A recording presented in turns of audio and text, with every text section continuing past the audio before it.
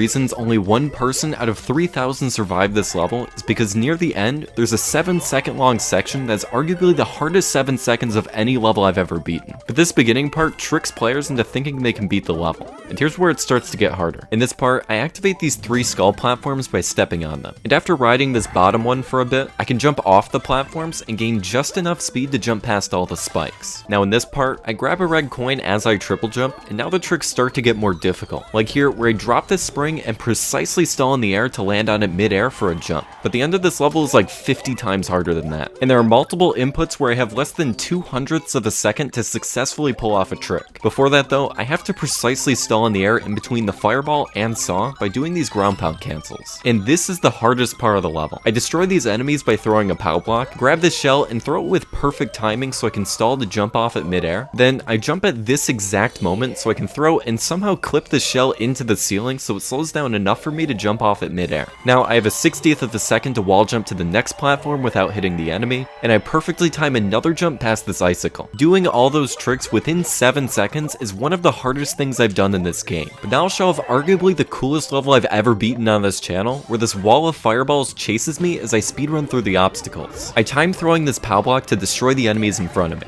Now I wall jump up here, ground pound down and slide through these icicles, and weave through the fireballs as I do a triple jump. Now throughout the level, I have to find and collect 10 red coins for a key. So I take this Bob-omb to get a red coin that's off screen, and I get another one with a shell. I can barely grab this POW mid-air to throw at the enemies, and after getting this red coin, there's a big spike ball I can jump off of to get over the spikes. Now this part makes me go back and forth, so I have to move as fast as possible as the wall of fireballs push me to the edge of the screen. And this next part is the reason this is one of the coolest levels in the game. Instead of a wall of fireballs, there's now a ceiling that forces me to go down as fast as possible. These jumps to dodge the fireballs flying upwards need to be timed perfectly. Throughout this section, I can't really see what's coming up next, so I had to memorize all of these precise inputs. The fireballs get closer and closer to me, but I can ground pound just in time to dodge them. And by being fast enough, I can collect the final red coin, activate the switch, and enter the key door just before the fireballs close in on me. And remember, whenever I achieve something like beating hard levels, I like to celebrate by